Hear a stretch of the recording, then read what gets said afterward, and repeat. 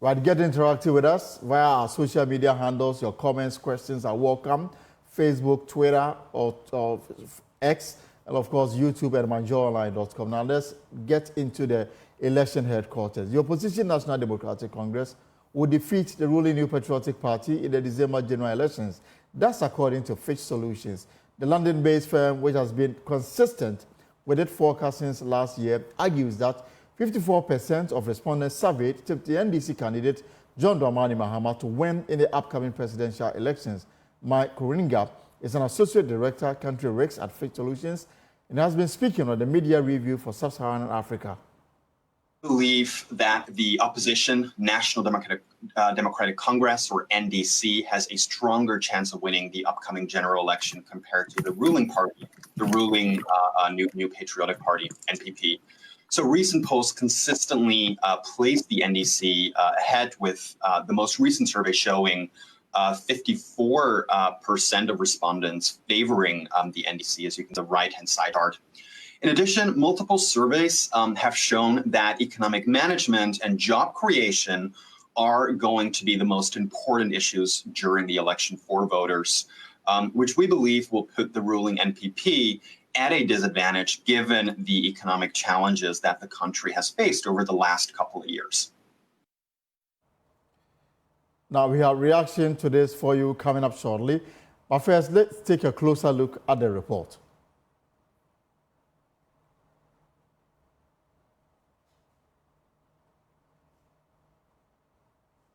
Right, and we'll have that for you shortly, what went into this survey done by Fitch Solutions. That is what you have in the screens now. They believe that the ruling New Patriotic Party in Ghana will be defeated by the opposition NDC in the December general elections, with the ruling party trailing in recent opinion polls. This is the outcome of their survey, and they think that the NDC is in a better position to win the election because of how the economy has been managed and the issue of unemployment in the country. So this is the conclusion of Fitch, and not only Ghana, they did it for South Africa, they did it for other countries that are in election this year, 2024. Indeed, before the South African went to the polls, they predicted that the ANC was not going to form the majority in parliament. Even though they won the elections, they fell short of forming the majority in parliament. They had to now undertake a coalition with the other political parties before Ramaphosa will be declared the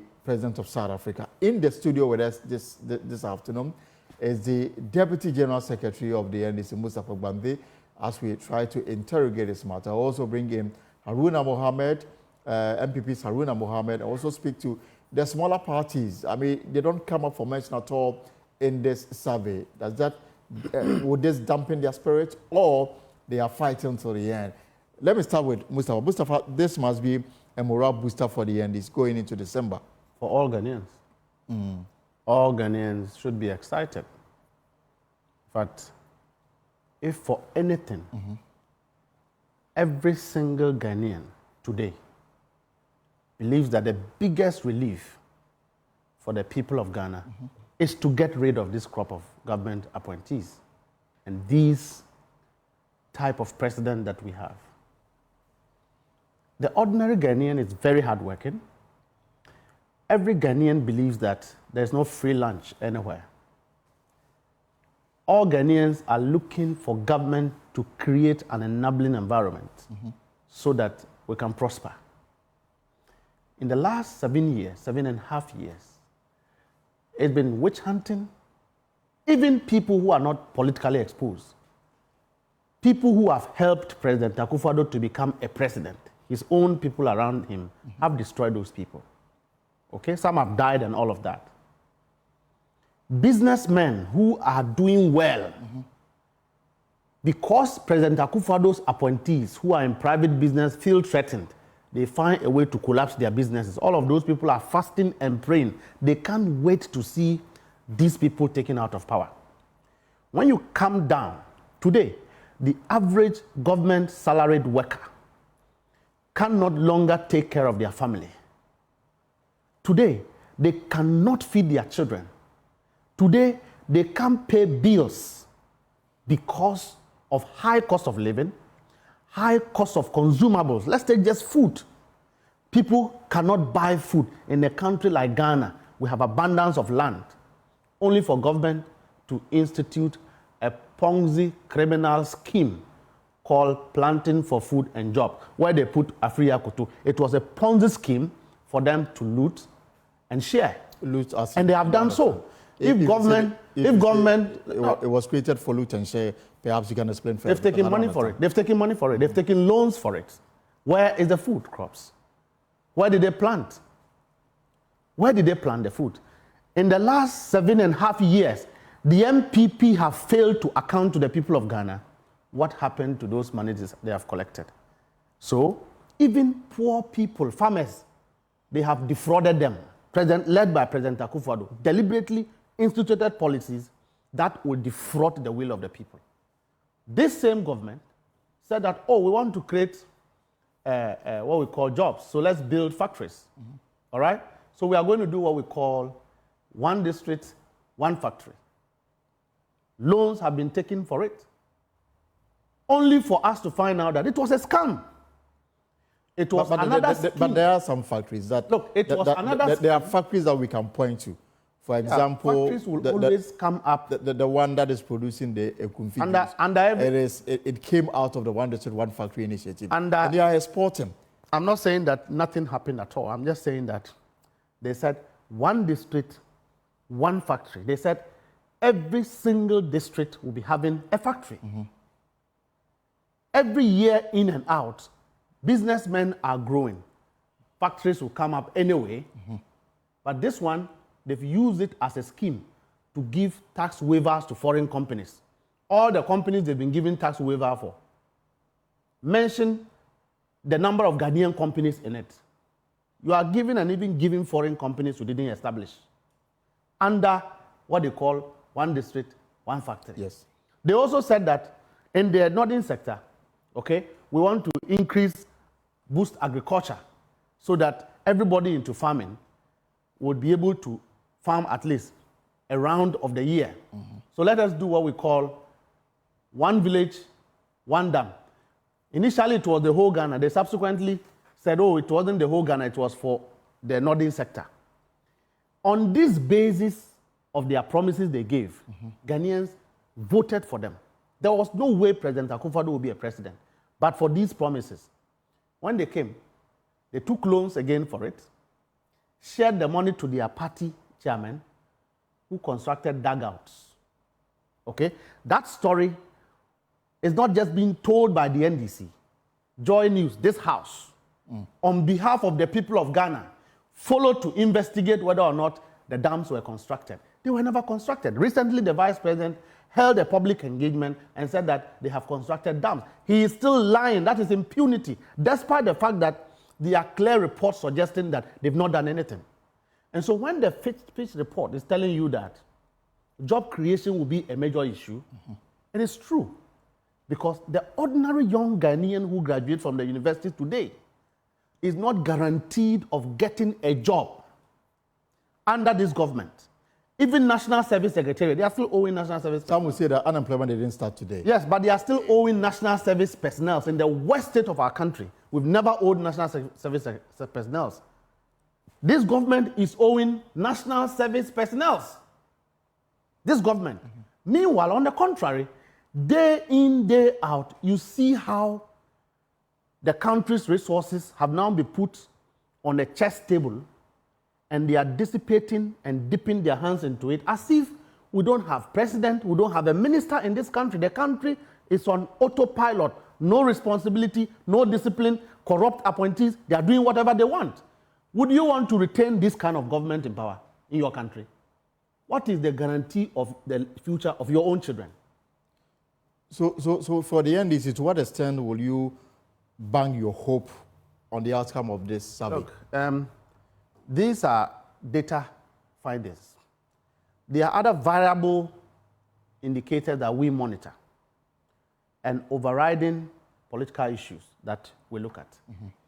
The generality of the feeling of the ordinary Ghanaian is that we want a change.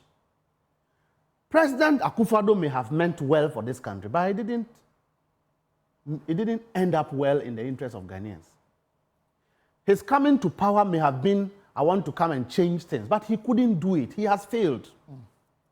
The worst is that he is even failing to take responsibility of the mess he has created.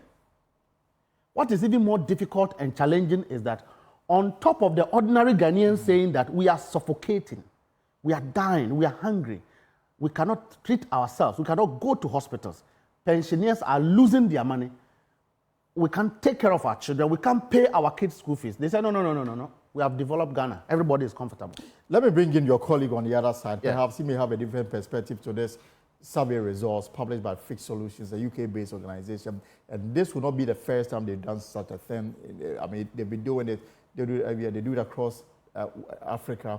And Deputy General Secretary of the MPP, Haruna Mohammed, also joined us via Zoom. Haruna, good afternoon and welcome to the pause. And I'm wondering whether the outcome of this survey put together by Fitch Solutions, does it, destroy your confidence ahead of December?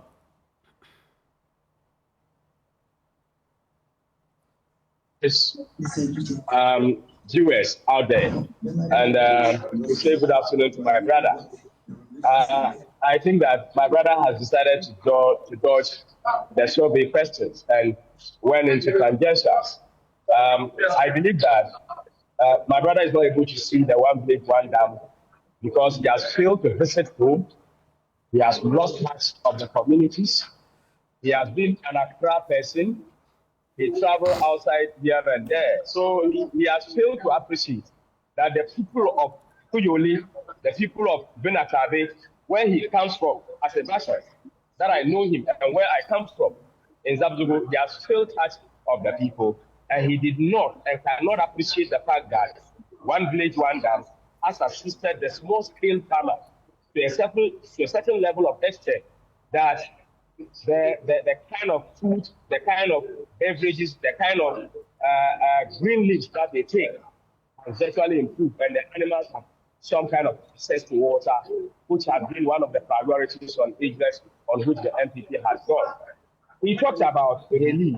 Right. A relief that we could not pay nurses allowance, a relief that we could not even pay teachers allowance, a relief that we had to go to IMF for policy credibility, that we could not even employ a Ghanaian graduate who has graduated from the school, a relief where Dumso was predominant for 4 good years, a relief that cold stores will have to throw away their food, a relief that a person that cannot handle pressure from neighbor has to tell us that he is a dead goat and a dead goat doesn't share life, a relief of a person that tells us that he's not a magician to find job, a relief that government appointees could not even find an alternative but to tell the people of Ghana to go and gather stones and sell them, a relief of people where chop, which is just a small microcosm of the teaching and learning material, could not even be provided, a relief of such a scary government that could not even do anything. Let me refer my brother. You should go and check. If you said the planting for food and jobs did not provide any food, you should go and check. What was the agriculture rate, the growth of agriculture? It was 2.9% when the NDC was going on the farm. Today, as at 2022, it is 6%. And they are telling us that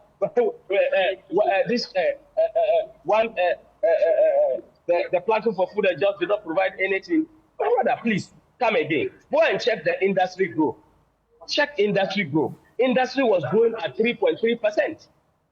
Today, as at 2020, industry grew at 7.5% because of the intervention of this one district, one factory issue. At 2022, 5%, still more than what you had provided. What was the trade deficit as at that time? Trade deficit was negative $2.5 billion. 2.5 billion negative. That was the deficit.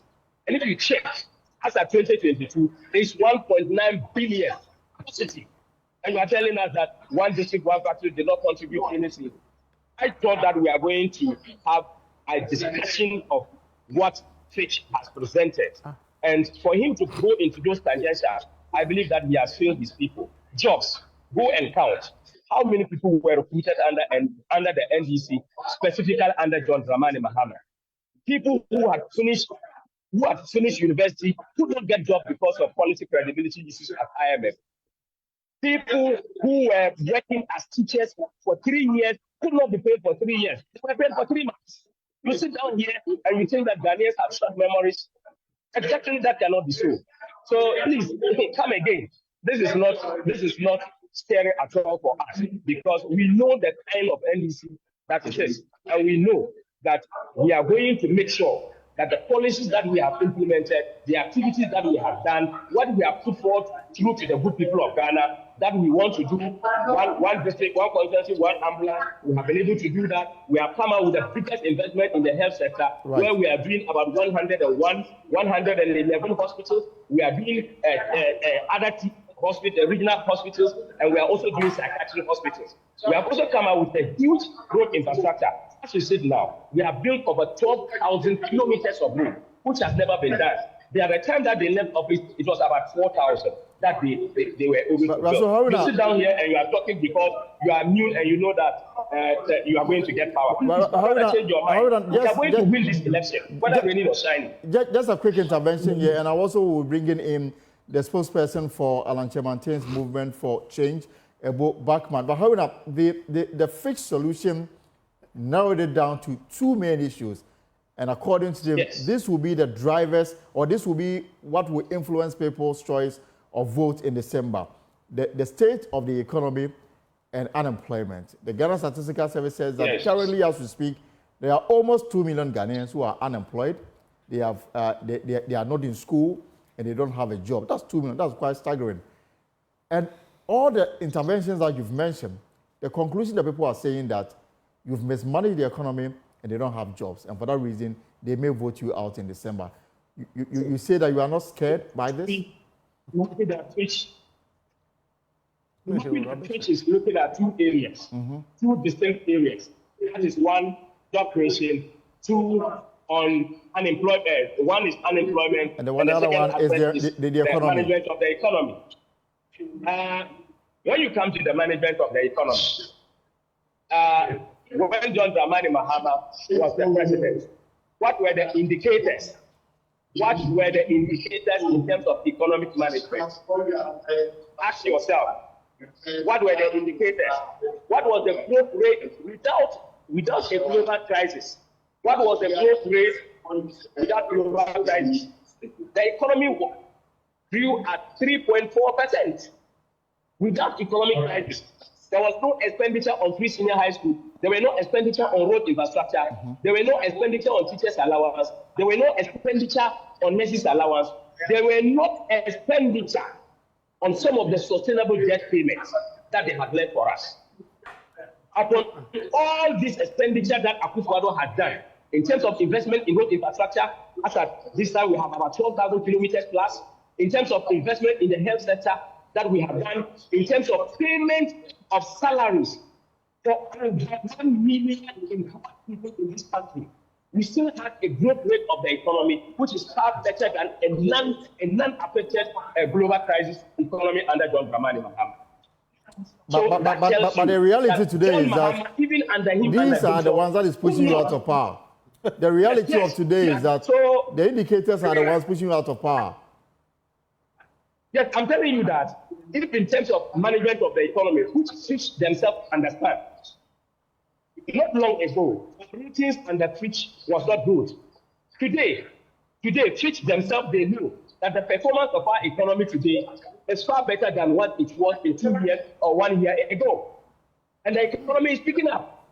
The current Minister of Finance has told you that the economy that he has taken over has come back, that he has turned the corner.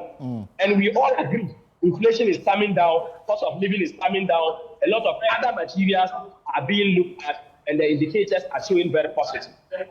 So even with global crisis, John Mahama cannot come closer. All right, not to talk of global crisis.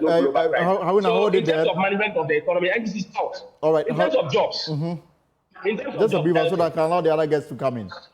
Yes, in terms of jobs, go to the security sector. How many jobs have you been able to add? Go to local government sector. Go and find out how many jobs you have been able to add. Go and check in the public sector what jobs we have been able to add. Go and check in the private sector. As a result of the stimulus packages to companies that has been established? How many jobs have been able to establish within the private sector? So in terms of job creation, John Mahama is nowhere close to the MPP. All right, allow the other guests. Howard, thank you. Yes, so if they are looking let us at hold it these here for now. fine. I'll come back to ask you whether anything. And work on that and find out why they are making this particular. Thank you. I'll come back to you to find out whether anything can change, whether you can flip the coin from now to December. But let me bring in Ebo Bachman. He speaks for the Alan Chemantain's movement for change. So Ebo, you're welcome to the pause. We are discussing this latest Fitch Solutions election prediction, and they say that based on the people they spoke to, John Mahama is likely to win the December election by 54%, meaning that it will be a one-touch victory for the NDC. Your connection to this election, therefore, is called to question. As you galvanize support across the country, it doesn't look like you may make any meaningful impact in December. Do you accept this?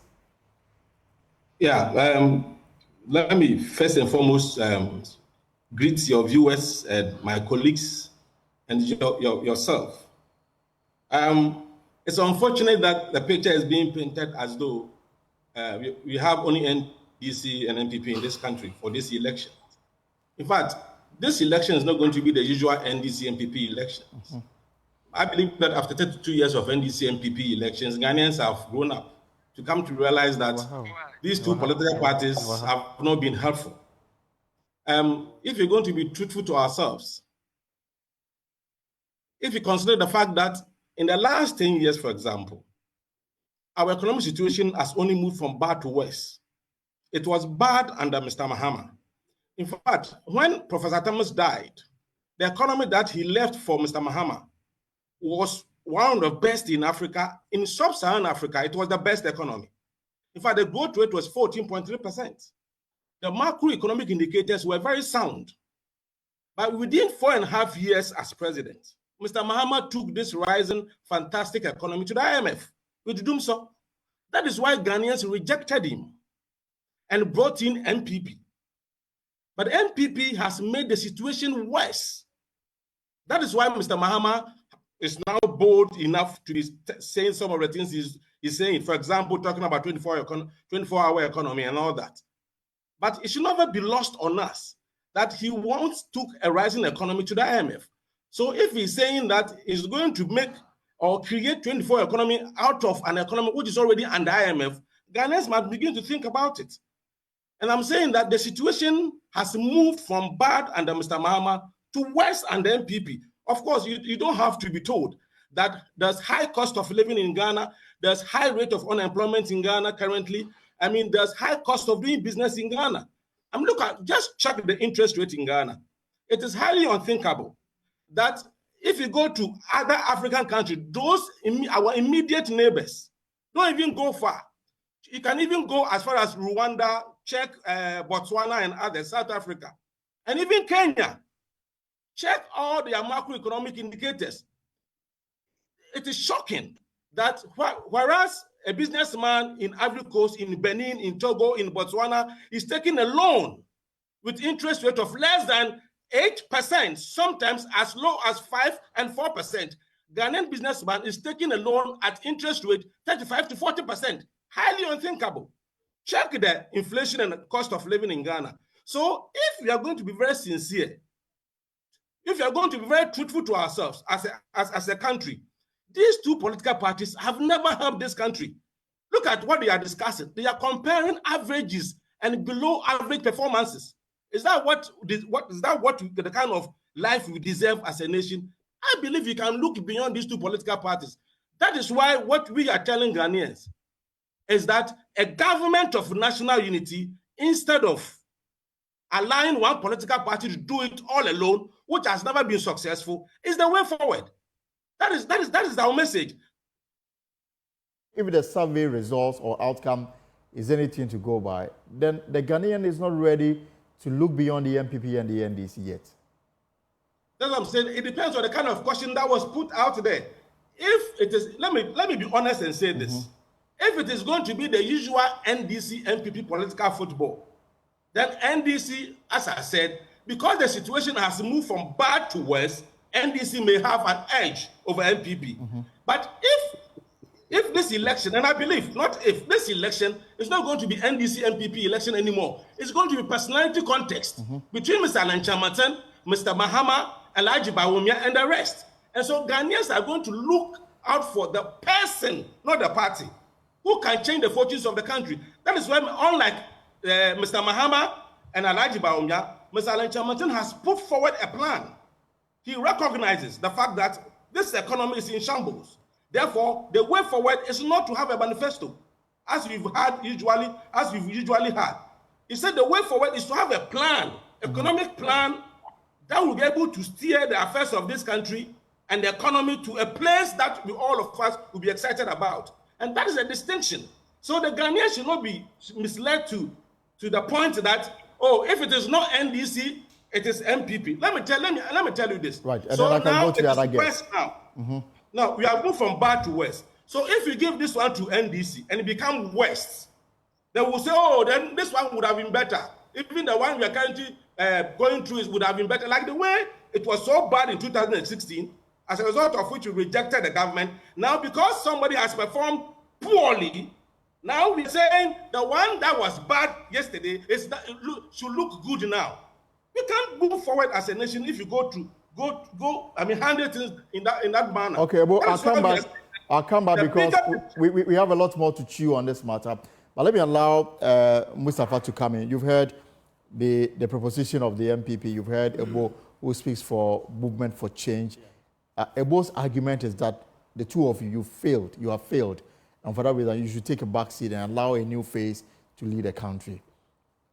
Movement for Change is a party that was birthed in 2024, am I right? Right. So until 2023 December, Honorable Alan Kojo-Kyerematen was a leading member of this government. For that matter, the Minister for Trade and Industry. He was the starter of that ministry since they came to power until he exited. They've never changed, right? So he started the one district, one factory project of this government. Now, we can have all the debates. Anytime, I don't debate on indices. I debate on the real economy. Dr. Mahmoud Bawumia says, the real economy is in the pocket of the ordinary Ghanaian. Let's do roadside politics. Are Ghanaians hungry or not? Are Ghanaians comfortable today? No. Are businesses collapsing? Yes. Can you do import? No, because you can't pay the duty. All right? So it's affecting cost of items that we sell. Businesses are collapsing. It's sinking capital and all of that. On top of it, I've heard my brother from the MPP say that, they have created jobs. When you ask them which job, they can't provide and pinpoint the job. Says, oh, when I go to the north, I'll see dams. There were dams before President Akufo-Addo put in a manifesto to do one village. He says in your own hometown there's one. Perhaps you've not been going home. There have always been dams in some parts of this country. Okay? There have been dams. This is not the first time we are seeing a dam in this country. But I'm saying that the dams that were earmarked, look, Joy News, your motto is independent, fearless, and credible. You have saved the people of this country. We don't have to say the story. They are scammers. They've scammed the people of Ghana. They defrauded them. They've not constructed the dams. Well, I mean, it's because your flag bearer is out and about in the capital, Accra, and NDC supporters in the Ayawaso West Wagon constituency say they are not surprised by the Fitch Solutions prediction of a win for John Mahama and the NDC in the upcoming 2024 general elections. They say the general hardship in the country and misgovernance have convinced them. The international research and data firm, and that's what we are discussing this afternoon, they've made their prediction. They say that based on the survey they conducted, 54% of respondents tipped the former President John Mahama to win the 2024 December election. Now, the NDC flag bearer is in the Ayawaso West Wagon and Adentan constituencies, touring these areas. Maswala Gbagba is with him. Let's understand what is going on now, and then we can continue the discussion in the studio. Maswala, so where exactly have you got into that? Early on, you spoke about the fact that Mr. Mahama visited the Commonwealth Hall where he stayed whilst a student of the University of Ghana. And the residents that if the NDC is elected into power, they would ensure that the victims are compensated. Another thing he also talked about is vigilance during the December elections. He said the NDC has to be very vigilant in the upcoming elections. He said that preferably, and he stressed on the word preferably, he would wish that graduates, university graduates, will be made to monitor the election as polling agents. He stressed on the word preferably because he says that other people are also competent, to monitor the elections for the party, but it's important for them to keep their eyes open because elections get complicated every day. Another thing he talked about was also, he touched on the recent comment by the NPP's running mate that President Akufo-Addo is the best president we've had, even better than Dr. Kwame Nkrumah. Well, he says that claim by the NPP running mate Macho Boko Prempeh is evidence of the fact that the party is oblivious of the current circumstances that we find ourselves. But also, the Fitch Solutions prediction of victory for the NDC has also come up strongly, and some of the people here have been commenting on that. Many of them who have been speaking to say they are not surprised by the prediction of Fitch Solutions, London-based research and data firm Fitch Solutions, their prediction that John Mahama is likely to win the elections in December with more than 50%. Many of them say they are not surprised because of what they say is the economic hardship and what they term as misgovernance. Let me speak to some of the party sympathizers here who have been making these claims that they are not surprised. Hi, what's your name? Hi, I'm Mimi. We are live on Joy News. You're telling me that you're not surprised by Fitch Solutions research that John Mahama is likely to win the elections? It's not likely. He is winning the election. Period. Nothing. You can't tell us anything. That is the fact. We are choosing experience. You understand? That is the fact. Nobody can tell us anything. There is a man whose record has lived before him. You understand? And that is what Ghanaians want. We don't want people who can talk. You understand? We want people who can do the work. And that is JM for you. He has won. Hands down. What's your name? Miriam. Miriam. Okay. Some of the people we've been speaking to have been pointing to what they say is economic mismanagement, general hardship in the country, and what they say is misgovernance. Why are you so convinced that indeed he's going to win the elections? Because he has lived before. He has done the work before, you understand? In his time, yes, we are not saying he is perfect. We are telling you that this is a man whose records speak after him. This is a man that when you give the nation to him, he won't tell you that this is this is that. He is living after it. You give him the work, he shows you this is what I have done. This is proof that he has. Let me hear from... He's an excellent leader. He's done it before, he will do it again. And there is proof. We don't talk, we don't gibberish. We show working. And he's going to win the elections. He's going to do it. And he's going to do it again. Why are you so convinced? I believe in him. Obi Kasa, no, the Kasa no. The current government has failed us. He has failed us. He has failed us. Like F9 failed. F9 failed. Failed. Not even E8. F9 failed. They have failed us miserably. Right, so that's Masala Gbagba, the NDC flag bearer, His Excellency John Dramani Mahama, is visiting the Ayawaso West Wagon constituency currently at the University of Ghana campus, where he's expected to address the students there. We are still discussing the outcome of the Fitch Solutions survey they conducted on the upcoming elections, and in their prediction, they are saying that John Mahama of the NDC most likely to win the December election by 54%. So, Mustafa, John Mahama is what I will quickly want to go to. Let me bring in Haruna quickly. So, Haruna, you've been monitoring, you've been listening to your colleague here. I'm wondering whether anything can change for the MPP from now to December to flip the coin. Elton, the research that is presented by Fitch Solutions is not a finality. It's not the cut of the vote. The essential determinant of these elections is going to happen on the 7th of December. There is still time to change their opinion, but not to set the record. the elections will be determined by the people of Ghana. The whole register that is registered for the election will determine that. A section of the register or people have been sampled for their opinion, and it can be representative and it could not also be the representative. But what is your own pool telling you? What is your own pool telling you? Yeah, our own poll shows that we are winning the elections. There is nothing that is going to stop us. And I want to bet you on that. We are going to win them. There is nothing. NPP is going to win the elections hands down. That is what we know. So for them to come out with their research findings, come out with this particular report, is for us to interrogate and get the full report, look at the variables that are used in the research to be able to test them. Because every research needs to be tested to establish the veracity and authenticity of the data that has been used and analyzed to be able to make that information. So we are not going to throw it away. We are going to look at that report.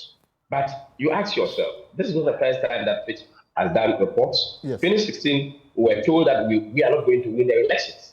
Even 2020, many people were of the view that the MPP would not win the election. But the MPP came out to win the election. So we are going to work at what we do. And we are very much convinced that Haruna, our competitor, yes. But Haruna, I mean, the reference to the management of the economy, there are so many things we can point to and say that based on this and that, the MPP is struggling or has not performed well. I mean, we can make reference to the exchange rates even as of now. We can make reference to how much I'm buying fuel, which is currently 70 Ghana cedis per gallon, resulting from the increase that was announced just 2 days ago. We all know food prices. These are identifiable things that we can relate to, and it will tell you that things are not rosy at all.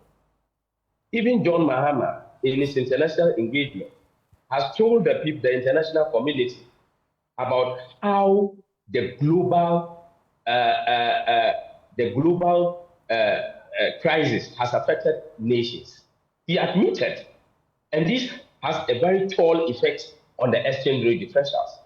It has an effect on that. Better still, the NDP is able to manage the exchange rate system to be able to either keep it, and at some point in time, you see it going down, you see it going up. And we have not brought the heaven to the people of Ghana, but we believe that we'll be able to hold on to that particular trajectory and make sure that we shorten the stand for the people of Ghana. When it comes to the economy, John Mahama is the worst performer in terms of the economic management. He's the worst performer. He handed over to himself in 2013. But he told us that there was no meat on the bone. It was left with bones. Professor Mills Professor Mills left, he took over and handed over to himself after winning 2012 elections. He handed over to himself and he worsened the entire thing. We have to go for policy credibility. That is the former president we are talking about. This is a president who could not, even in the desired circumstances, without VHHS, he could not provide northern scholarships. Schools could not feed themselves. They had to close down schools. The policy he himself had benefited from, his own colleagues from the north could not. They had to close down schools. Teachers who has worked for 3 years has to be paid for 3 months' salary. Job was something that was missing. Look at his level of development in terms of road infrastructure. Apart from the road that Professor Mills did in Savannah region, he could not add on any road infrastructure. So that we can have creation of region. The request of creation of region could not be handled by him. All right. This is the kind of former president. Haruna, thank you so much. I'll come back to you. And Mustafa, so I mean, there's this burning question. Yes. And even though you appears to be on a highway, if this petition is anything to go by, then but there are those who have the view that with the introduction of the free senior high school program, the MPP has succeeded in cultivating new voters, and they can change the outcome of the elections. Yeah. So basically, I won't go into the rhetorics of my colleague and all of We've passed there. We're at a stage where Ghanaians have made up their minds. Free senior high school policy, I've said that a countless times. Brilliant policy, all right? It will help the people of this country, particularly the people who cannot afford everything to pay for the awards, all right? But poorly implemented. And so the backlash, as far as the poor implementation of the free senior high school policy is concerned, is open. Parents are feeling it. The students, the quality of their feeding, they know, they feel it. They understand how they feel whilst in school, all right? The students know. I was in Wa East recently. Right. We visited a school. When the class captain of the school was asked to speak, he says, look, up to date, they don't have textbooks. The students know. They know that it is strange that you will be in the classroom without textbooks, and then you are being prepared to go and write exams. Today, headmasters of schools are speaking out how there are things, ways and means being done at schools to ensure that students get AA in chains. And at the end of the day, you and I know that it is the future of our generation that President Akufo-Addo is bearing in this camp. All right? So the students know. But nevertheless, in the absence of fear, a lot of them wouldn't have had opportunity to access secondary education. That is correct. But when you are helping somebody, help the person well. All right? Help the person in a way that he can turn around things in the future. And so the students are very concerned that today, under this same policy arrangement of free senior high school, science labs are not working, all right? There's no internet on campuses, but they have awarded contracts for people to supply free Wi-Fi, but that is not happening. They are supplying tablet. How is it going to help the student? So really, they will get young people excited about free senior high school. But again, the same students know that it costs their parents more if they were paying their school fees than this supposed free senior high school. That is why we all say that should we come to power in 2025, it will be reviewed. They say, how are you going to review it? If you were not feeding students well, arrangements should be done so that we feed students well. Stakeholders have spoken. Parents are speaking. Let's review it and look at those who can afford. Elton, you and I are sitting here. Perhaps I may be able to take care of my son in school. You may be able to pay your fees. Why don't we pass on the money to somebody in my village who cannot take care of his child? Why must you have government paying for myself and you, our children, when we can afford? It doesn't make sense. And no parents want to do that. Our parents are not greedy and selfish. You see? So we will review it to ensure that if you can pay, pay. If you cannot pay, let government assist you. Because that is the foundation on which governance is founded. Let us look at feeding. How are the students being fed today? Today, if you go to Ministry of Education, okay, Buffer Stock is supplying food to schools. At the Minister's Secretariat, they are supplying food to schools. Free Senior High School Secretariat, they are supplying food to schools. So who is really supplying food to our children? Go and see the quality of meals they eat. Look at where they sleep. Okay? So really, there must be a review. Teachers are not happy in terms of even the quality of the availability of infrastructure to teach these students. Because mind you, the teacher-student ratio has increased. Teachers are being burdened. Are we increasing some allowances for them? President Mahama is saying, we'll look at teachers who accept to go to the villages to go and teach. Let's build some houses for them. Let's house them so that whilst they are there, they will feel comfortable. MPP says, no, we cannot explain what we call review. But even in their implementation of the policy, they are still deceiving Ghanaians. So, of course, that has been dealt with. Now, if Fitch Solutions is able to predict it, which fall in line with what we know. Look, National Security has briefed President Akufo-Addo that they are losing the election. They are aware. BNI have briefed President Akufo-Addo that they are losing the election. They are aware. Yeah, now NIB. NIB, yes, they are aware. International agencies that helped them in 2016 have briefed them that they are losing the election. They are aware. What they know, what they are doing now is to say that they will rig the election. So we are going to start. Which as far as I know, a lot of people know. What we call it's very impossible. Operation Vote and protect your votes for every Ghanaian.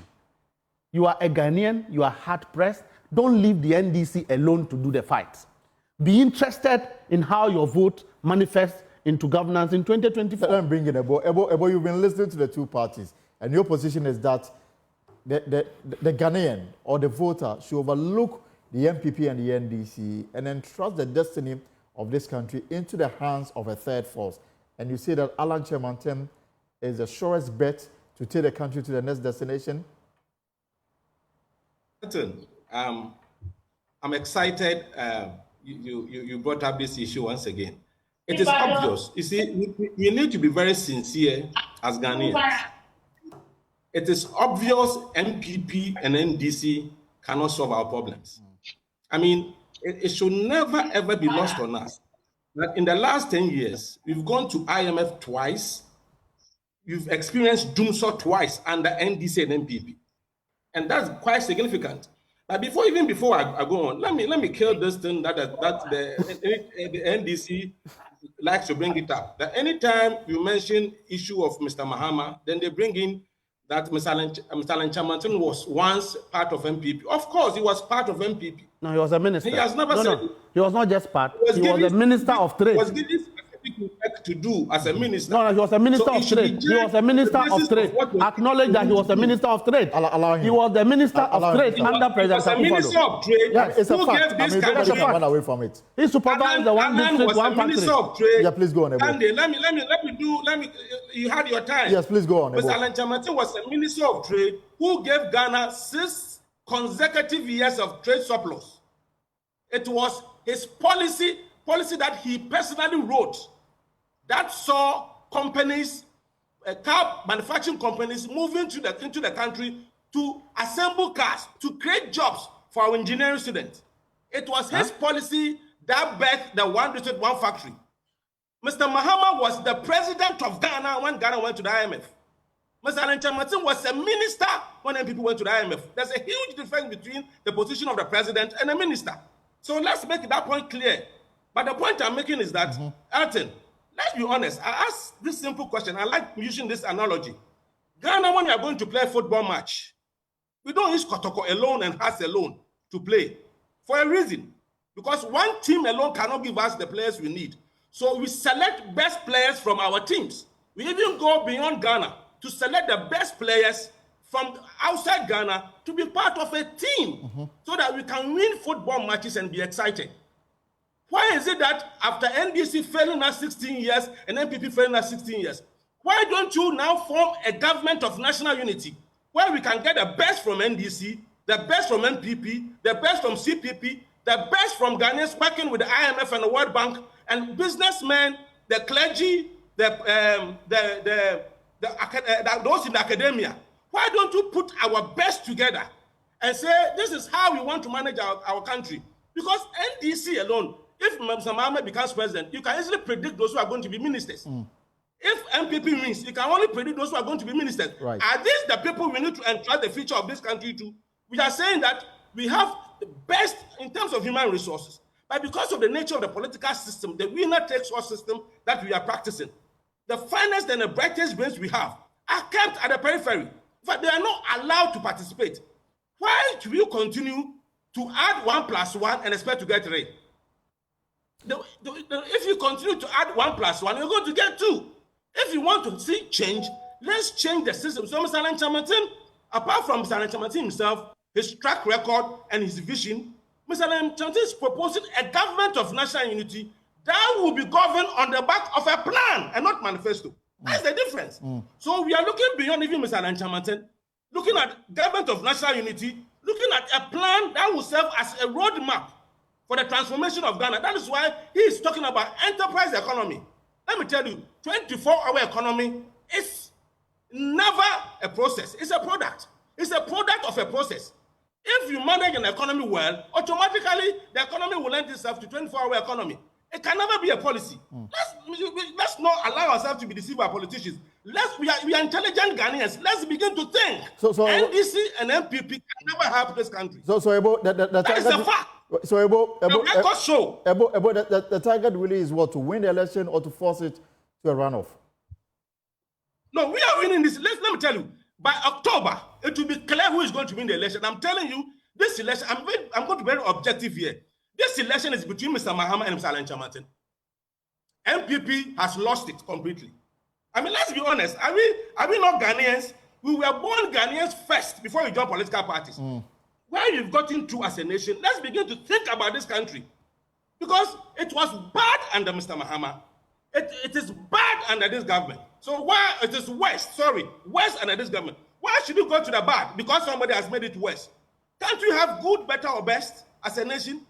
No, I mean, let's begin to think. And I'm saying that if you talk to people on the street, people are disappointed in these two political parties. Hitherto, we didn't have any strong third force. Now, Mr. Alan Chamatin, look at since he launched his GTP, look at the euphoria, look at what is happening in this country. People have now come to understand, and they are growing in that where we've gotten to, it is not issue of NDC and MPP. After all, Elton, the presidency is not for a political party. Right. That is why a president can resign from his party and still be president. So why should the basis for selecting a president is that because a political party has elected somebody as a candidate, you should all go and vote for that person to become president. Even if the person is dumb, if the person is insensitive, if the person doesn't have vision. So what you are saying is that if somebody is coming as independent, if the person is visionary, competent, good character, somebody can help the country. Because he's not contesting on the ticket of a political party, he shouldn't be president. All right. What kind of thinking is this? How can you develop a Ebo, thank you. I'll come back so that we can wrap it up. Let me bring in quickly Haruna Mohammed. So Haruna, the flag bearer of the MPP, Dr. Mahmoud Bawumia, is in the northern part of the country. Your running mate is meeting some interest groups here in the capital, and I'm sure that across the country. So whilst campaigning and meeting these individuals who may have genuine challenges, there may be some despondency amongst them, why should they overlook their present condition and give the MPP another opportunity in 2025? Because the MPP is the only alternative. The other parties that are contesting doesn't have that track record, more especially when it comes to John Mahama. John Mahama has been president before. The issues that is confronted with the good people of Ghana today was even very minimal at that time. He lacked the capability to have put those issues head on to handle them and solve those particular problems. They know those issues. And John Mahama is not a different John Mahama today. He's the same person that has told us that he's not a magician to find a job for the good people of Ghana. He's the same person that has told us that he's a dead goat and he doesn't fear knife. He's the same person who had to send and bundle everybody to Senti and could not provide any alternative solution rather than the policy credibility. He's the same president who was there who could not provide job opportunities for the Ghanaian youth because of a policy. He's the same person that was providing a status quo government instead of a government of initiatives. He's the same person, so he's not changed. And up to today, John Mahama has not put forward any workable solution to the current problems of this country. There's 24-hour economy. The 24-hour economy is not a policy. And if you ask them today to explain, you see them running around. And that is why His Excellency, the Vice President, is very clear. On 7th of February, he delivered his vision to the good people of Ghana. He talked about mechanization of the agri sector. He talked about retooling the mining sector. He talked about putting the economy back onto footing. He talked about tax amnesty. He talked about job creation in terms of robotic and software and getting the Ghanaian youth over 1 million to be employed. He talked about the energy sector where we have to move away from hydro to providing solar facilities to reduce the cost of electricity in Ghana. He's looked at several other areas that is going to help the good people of Ghana. And he's doing so by making it clear as to he being a vice president, the policy initiatives that he has championed as vice president in his assistant to His Excellency the President is about 33 policies of them. And you would understand that hitherto community health nurses were dying off when they were riding motorbikes from one community to the other, and then providing vaccines here and there for a drone facility to be used to provide this particular essential activity. It is something that is very massive, and people are coming to Ghana to learn about that. The ambulance provision. Look at AstroTest. We used to have 3 AstroTests across the country. And today we have over 150 I'll come to Mustafa. So these are policies, these are things that we have done, and the Vice President is poised and is very confident. The good people knows him. He's very respectable, he's very confident, he's very innovative, and he's the only solution to the current problem. So Haruna, you so insist on a debate on the economy between yourself and the other flag bearers? Even if we can have it every day, I think that we are ready, because the Vice President is ready any day for any debate. Every day, if we can be having debates, it is going to be good for us. Mustafa, Haruna, like, you accept this challenge? You know, so Haruna says the days when nurses, community nurses, were driving motorbikes, now they have drones. So the drones go and administer the drugs on the people. I mean, how can you... Please. How can you allude the role of the logic in a public discourse? Elton, yes. Elton, look, this is a sector that I have worked personally. Okay, so once my wife was a community health nurse. Are you a nurse? And I do understand. Your wife was a community nurse. Are you a nurse? You are not a nurse. You are a doctor. Yes, you are intellectual. You are a lecturer. I've worked in the hospital before. You're not a nurse. He's not a nurse. Just clarify that for us. So you just lied. I worked in Ghana Health Service before I left. Nurses were being killed on the transmission of vaccines. Even patients were dying when vaccines were not ready. If they had to travel with motorbikes to send vaccines to communities, they were being attacked here and there. Today, drones can send these vaccines without an attack. Right. The nurses, we just leave that one. That's what I'm telling you. Thank you, Haruna. Look, let me allow Mustafa to come. Mustafa, let's stay on the issues. Yes. Let Dr. Mahmoud Bawumia, and I want to call him out today, let him prove Ghanaians wrong, that he is not a liar.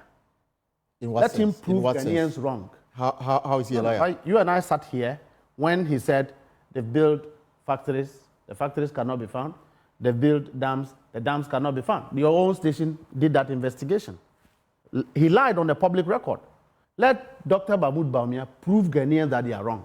Let Dr. Mahmoud Bawumia, okay, he's a vice president. Today, President Akufo-Addo is 80 years, virtually out of strength and energy, except commanding chiefs. But apart from that, let the young Dr. Mahmoud Bawumia innovative. Ghana is sinking. Ghanaians are dying. Businesses are collapsing. Let him implement all his beautiful, juicy policies he's waiting to implement in 2025. Let him start now, and we will not contest him. We'll let him be president. Let him implement the policies now, because the dollar is going. The cedi is depreciating. Cost of living is becoming higher every day. Fuel prices going up. Fare prices going up. Today, if you are going to Bolga, do you know how much you pay? No. VIP, 412 Ghana cedis. VIP bus, sit in a bus from Accra to Bolga. Bawumia, let him implement. Look, he's in the north. The chiefs are going after him for his unfulfilled promises. The lies he has told the people of the north, and he never fulfilled. They are going after him. He's trying to survive himself using fake news against me. But it's not going to wash. So they take my picture, then they create fake news, Mohammed & Co., and they spread it. And they say that I'm the one who have said it. And I've never said anything like that. I wasn't in this country. That is what Dr. Mahmoud Bawumia is doing in the north.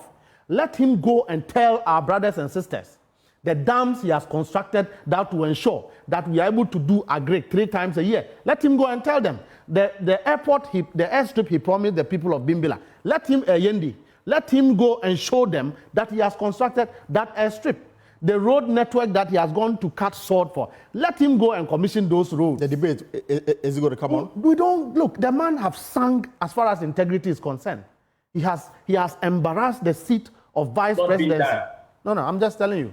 Dr. Mahmoud Bawumia have reduced the bar. He has lowered the bar when it comes to presidency. So he's looking for somebody to hang on, to lift him up into the table of credibility. He will remain there. Look, His Excellency John Dramani Mahama will be busy engaging Ghanaians who he would account to about how he intends to govern this country in 2025. We don't have time going to recycle people, go and stand on a podium, take tea, and speak in English.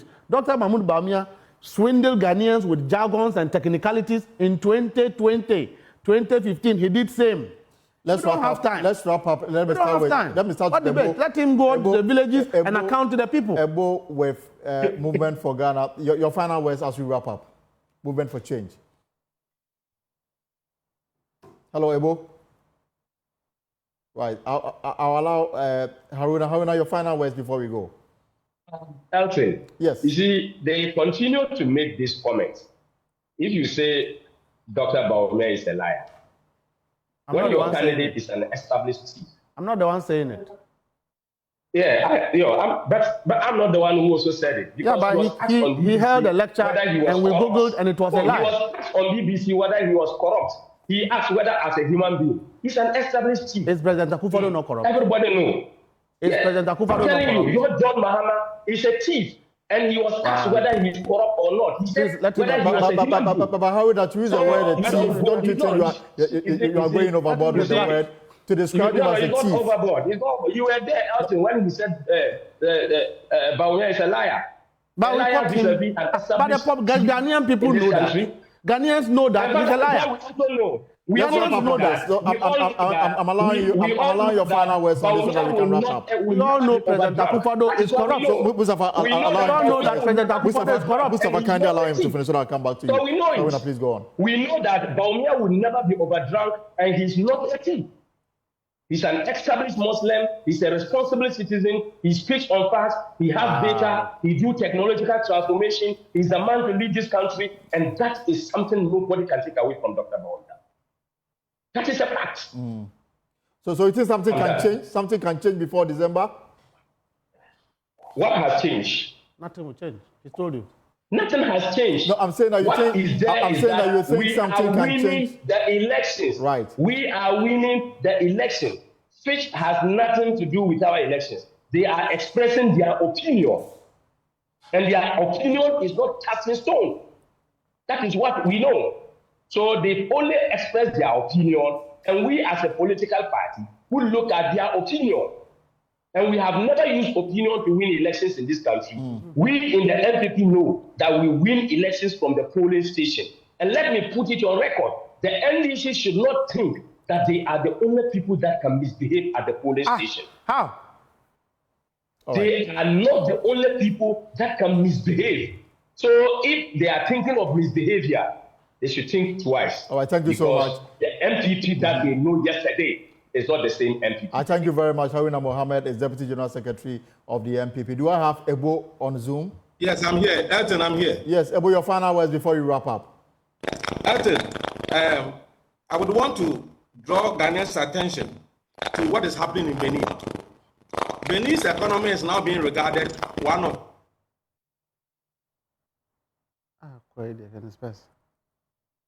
Yes, Ebo's audio appears to have gone off. Ebo, if you can check your audio connection for me, if you can unmute. Is it? Yes, it's better now. Please go on. Better now, please. Okay, the point I'm making is that Benin is now doing very well after many years of impact.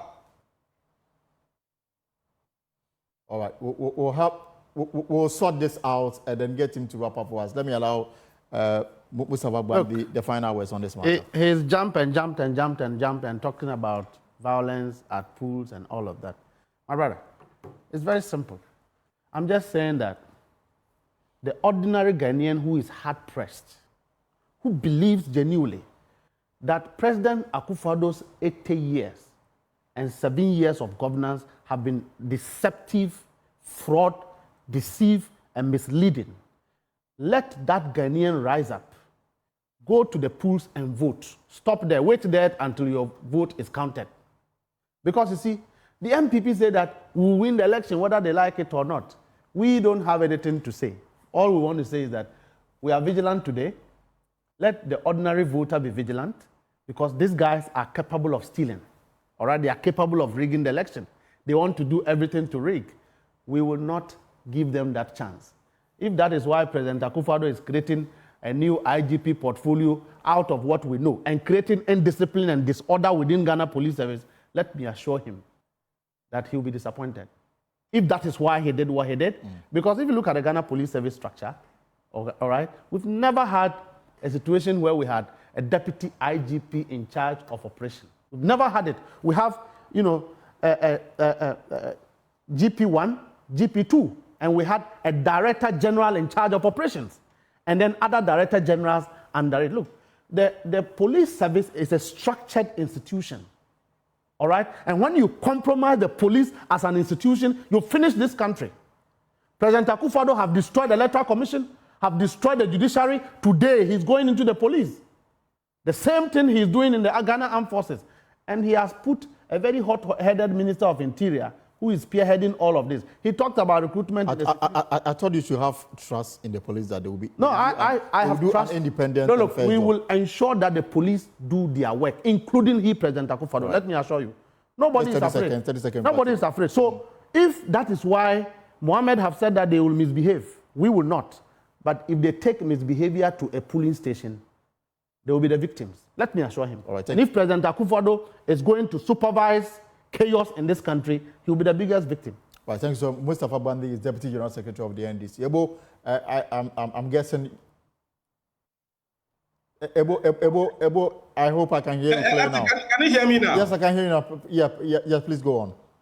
Yeah, let me conclude with a quotation from George Washington, America's first president, who happened to be an independent president. After governing America 8 years, he had this to tell Americans in his farewell address in 1796. This is what he told them. He said, "Let me now take a more comprehensive view and warn you in a most solemn manner against the baneful effect of the spirit of party generally."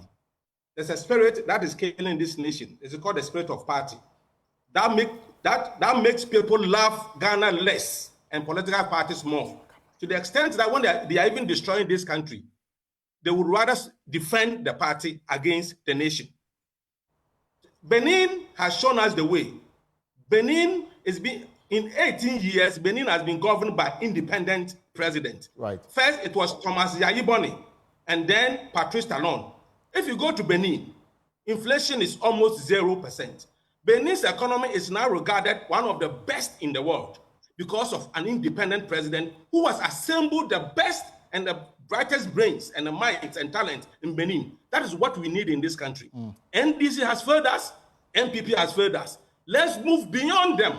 It's a winner-takes-all system that allows only one political party to take all the contracts for themselves, all scholarships for themselves, all recruitment for themselves. It has never helped. Let's move beyond that and form a government of national unity that will put our brightest talent and minds to work so that Ghana can develop. And that is what we are fighting for. That is why Mr. Alenchi is going to be the first independent president in Ghana this year when Ghanaians go to vote. All right. I thank you so much for your time. And I think ultimately the ultimate pool will be on December 7th, 2024. And that's where every eligible voter will have the opportunity to decide who should lead the country in 2025, and of course, who represent them in Parliament in 2025 as well. But I'd like to say thank you so much, Ebo Bakman. He speaks for the Alan Chemanti Movement for Change. You also heard Haruna Mohammed, Deputy General Secretary of the MPP, and of course, Mustafa Bandi, Deputy General Secretary of the NDC. Thank you very much, gentlemen, for coming through. We'll take a short break here on the pod. When we return, we will take you to the court because the Military High Command, they mounted the stand today in the ongoing ambulance trial, and we'll have details for you when we return. Stay right there. This is the pod.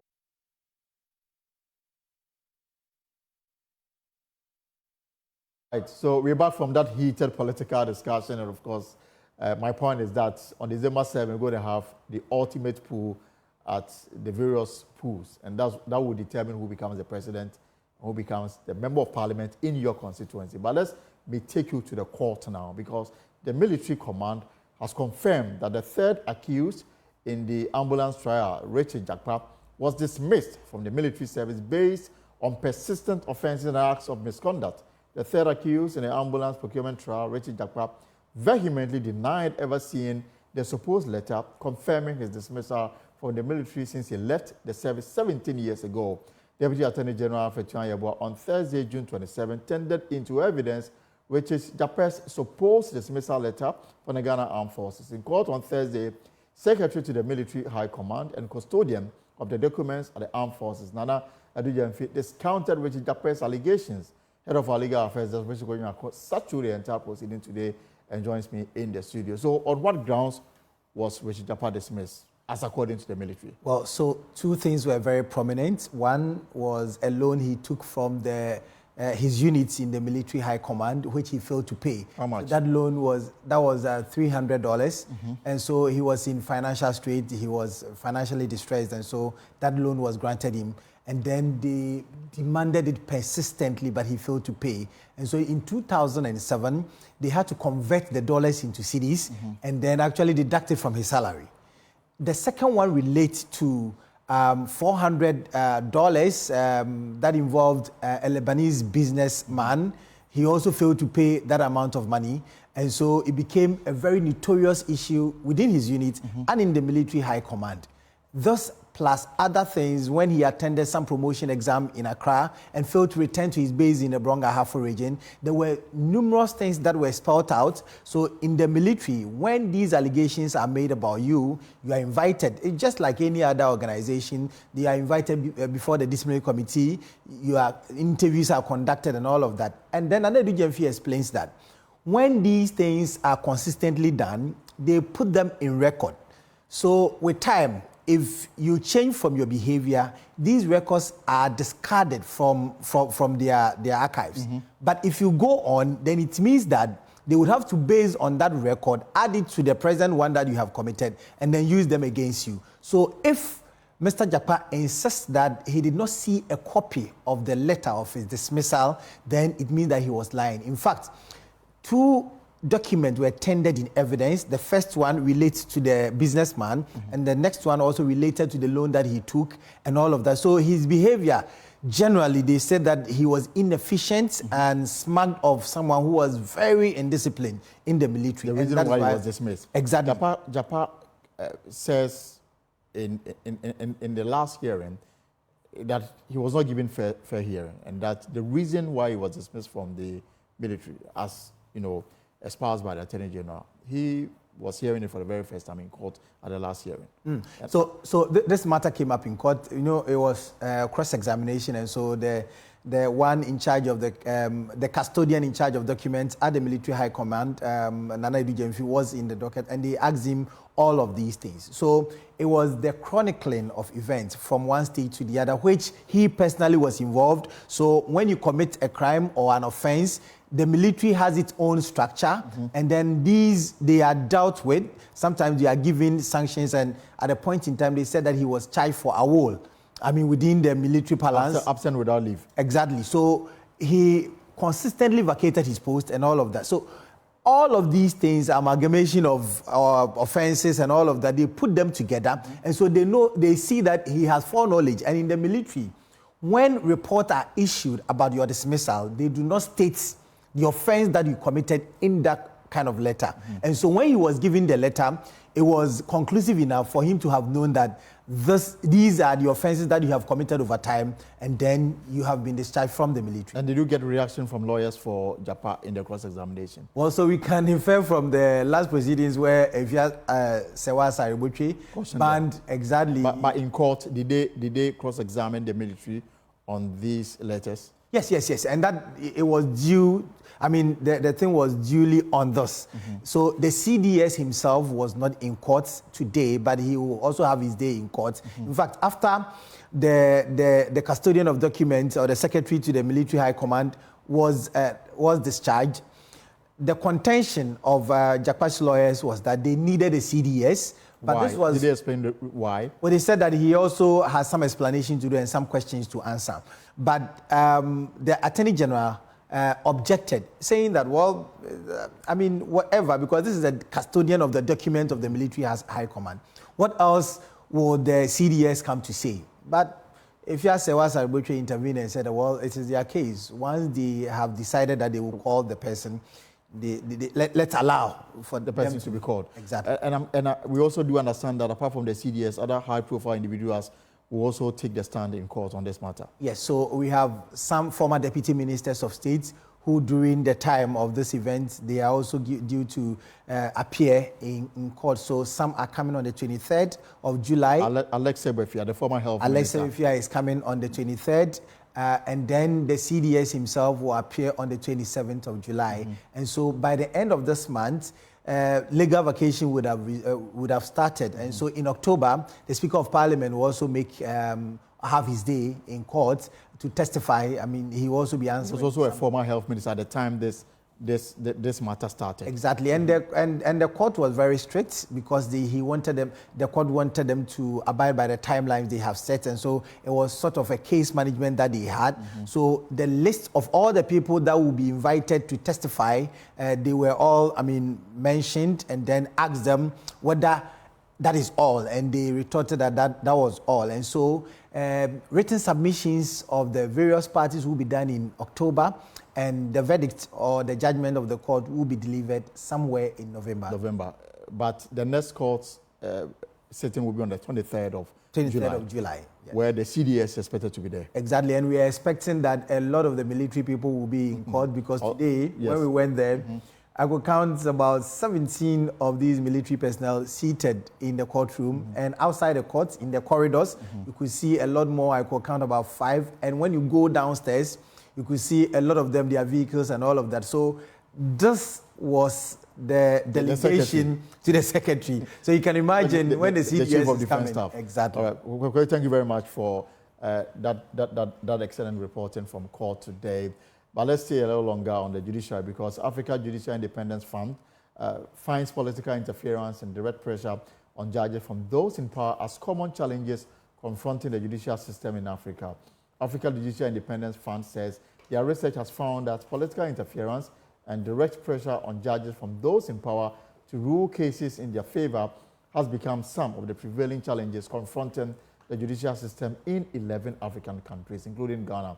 Law lecturer at UPSA, Mavis Kweno, who presented the findings, said the situation is worse in countries with autocratic regimes.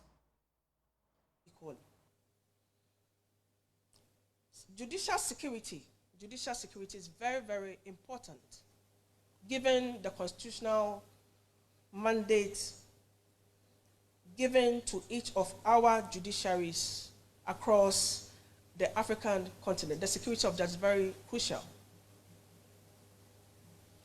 In the settlement of dispute as one of the core mandates of the judiciary, most of the times after every election, the judiciary is confronted with an election dispute where they influence the outcome of political decisions. You can imagine if the decision of the judiciary does not align with the interests of the appointer, certainly it would result in what? Attacks, threats, and the safety of these judges. And as we speak now, such is the case in many of our African countries. Last night, as I was watching the news, I was amazed to find out that presently, even in Guinea, the courts are on strike because of arbitrary arrest, arbitrary detentions of judicial officers, legal officers to unknown detention camps. This discussion is very relevant, and it would take our collective efforts to make it happen. Today is not a day of presentation of papers, but it's a day of true reflection on where we started from and where we are, and what we can do to change the status quo. So before I take my seat, I would humbly plead with all in this room never to let this discussion end here, but to be champions, as our brother Saeed Salahuddin mentioned. We all in this room must pledge to be champions of this very vital ingredient we need for all of us. Without an independent judiciary, you and I will not have that confidence to approach the courts without disputes. And if that happens, where would you go? I have nothing more useful to add, but to thank you for your kind attention and participation in this discussion.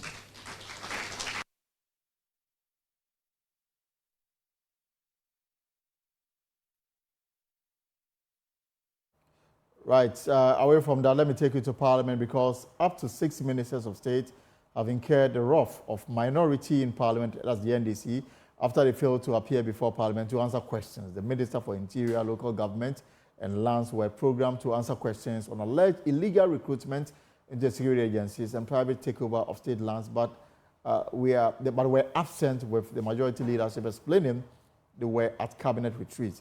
But Ibrahim Mutala Muhammad, in whose name and number of the questions stood, insisted the ministers just did not take Parliament serious. An urgent question, it ceases to be urgent any longer. This is the second week, and I've seen that many colleagues of mine also filed urgent questions. And these are the excuses they are given to us. For me, it makes the argument stronger that we need to be working towards insulating the legislative arm from the grip of the executive arm. Because some of the ministers are also members of Parliament. So in performing this duality of responsibility, which one do they take important? So, leader, that reason is untenable. And I think that this should be the last time we should experience that, at least in this Parliament. It simply doesn't make sense. They have deputies, and I shudder to think that the deputies are not attending the same program, when they are well aware that there are questions they are supposed to answer. Look, since Tuesday, we have these urgent questions on the other paper, since Tuesday, and we've never had the opportunity to act. So if someone's death was to be prevented as a result of the questions we asked, by now the person would have been buried and the funeral announcement and performance would have been done. I don't think that this is a very tangible excuse to give. They need to take this house serious.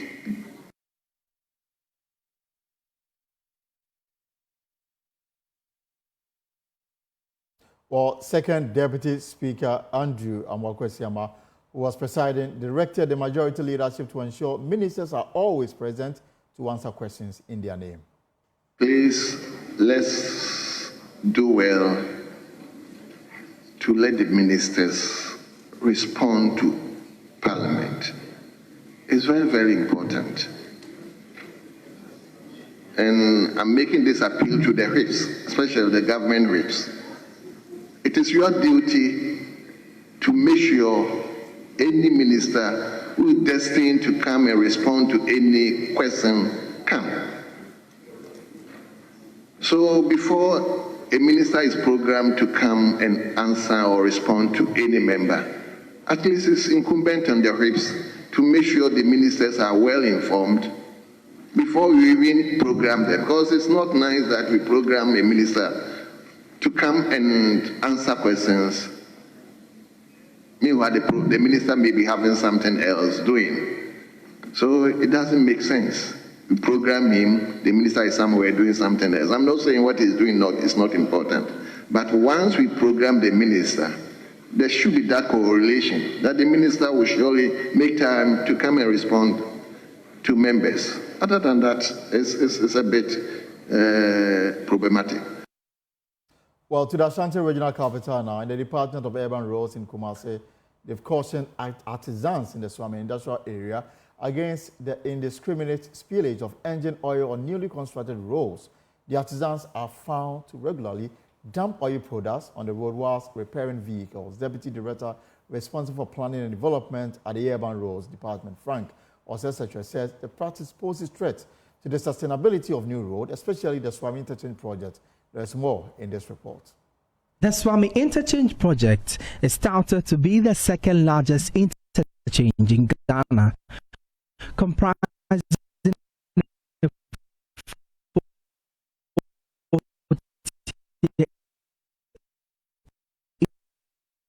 The Swami Interchange project is touted to be the second largest interchange in Ghana, comprising a 4-tier interchange with over passes at various points along roads leading to the interchange. It comes with 15 kilometers of local roads improvement of selected intersections and the widening of the Offensu Road into a 3-lane dual carriageway. However, the sustainability of the road project is threatened by activities of artisans along the stretch. Oil products from engines of 40 vehicles in the industrial area are major threats to the road's lifespan. Deputy Director for Planning and Development at the Ashanti Regional Urban Roads Department, Frank Osei-Setre, explains. The corridor along which the project is being undertaken. We have garages. We have people who sell spare parts, engines, and all the rest. And before we came, we realized that the activities were extending through the road. We don't want that situation because the oil can dissolve on the bitumen. And when that happens, the road will deteriorate very fast. Secondly, drivers also remove their ties. They replace their ties, even on the carriageway. And we don't want that situation because when they do that, the jack creates hole in the road. His concern is one of many challenges raised during a stakeholder consultative dialogue with local authorities, including government and traditional leaders, on the progress of the interchange project. Financial Secretary for the Swami Spare Parts Dealers Association, Peter Sam, who is worried about the development, wants the enforcement of punitive measures against artisans found culpable.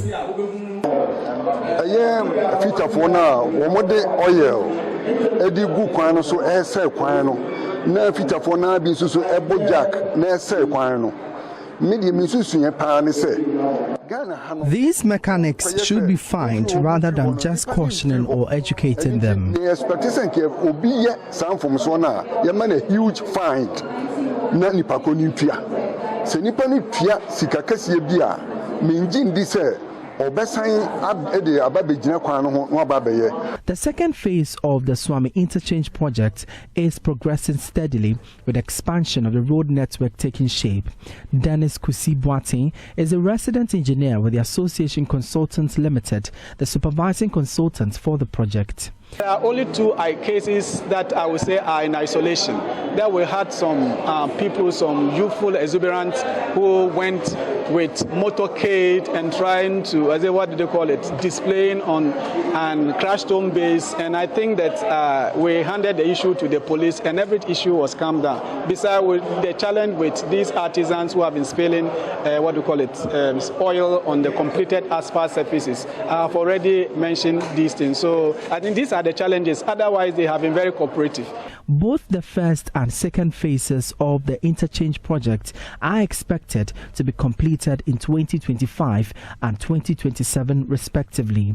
For Joy News, my name is Emmanuel Bright Kweku. And then to a very important discussion that we've started here on Joy News, especially on PM Express. It's about the manifesto ahead of the elections. And health sector workers want at least 5% of oil revenue allocated to the health sector by government. Now, the investment, they say, is crucial to addressing the gaps in healthcare, including fighting diseases, retaining personnel, and improving infrastructure. President of the Nurses and Midwives Association, Dr. David Tinkwan Chum, speaking on what politicians must pay attention to in their manifestos on health, emphasized that without this funding, the country risks a crisis as the current lack of attention and resources has already dealt a devastating impact on the sector. He was on PM Express. It's whatever they have said finds expression with whatever conversation we had with the various political parties. But we want to go beyond that. We think that we need to set aside at least 2% or more of the oil revenue into the National Health Insurance Scheme. Okay. All right? That's another radical one. Precisely. You should have to take bold and decisive decisions when it comes to the health sector. All right? Let's look at the Alma Mater Declaration in 1978, where all countries, about 134 countries that met, decided about 16% of a country's GDP should be directed towards health. Have we achieved that? Abuja declaration, ECOWAS leaders met and they said, oh, they can commit 15% of their revenue into health. Where are we? Ghana, we're doing something like 9.5% or 10%. We are nowhere there. Precisely, I agree with him. I think that we have to take very calculative and bold decisions in providing a financing to the health sector. And we are proposing that at least between 2 to 5% of our oil revenue should be directed towards health.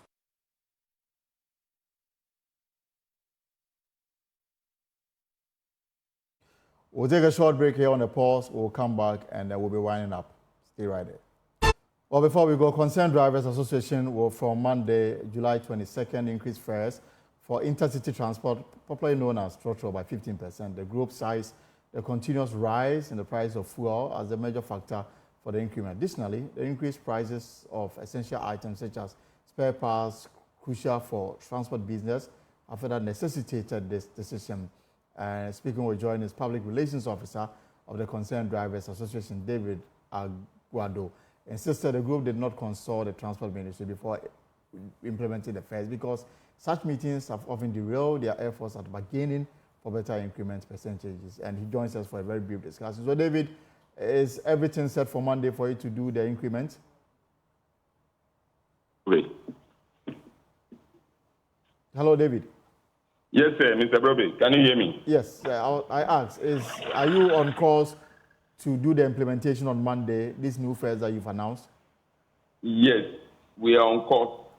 Monday is surely coming on that the 15% of increment will be added to transport fares. And you have the blessing of the Transport Coordinating Council? No, we don't need the blessing of Transport Coordinating Council before we do it, because we don't know the activity that is coordinating between us and then the ministry. So we don't need their blessing. In the last, usually, what we understand is that if the increment goes more than 10%, then that could necessitate increment in fares. Have you gotten there yet? We are more than 10%.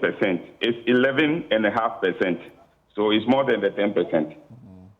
So tell me, is it simply because fuel prices have gone up, the reason why you want to pass on to your customers or passengers? Yes. It's not only the fuel price. The other commodities that we use are spare parts, lubricants, and then the cost of the car itself.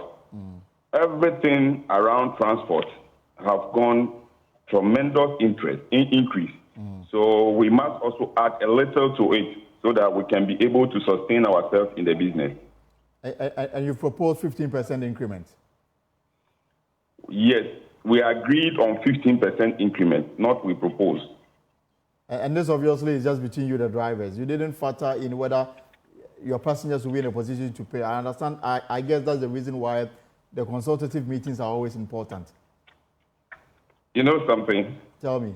When traders in Agbogboleshi and Kantamanto sell their wares, like the dresses and then the food items we buy, they don't consult the they don't consult the trade minister for it, because the things and then the items that they sell have gone up. So they also have to add some to it.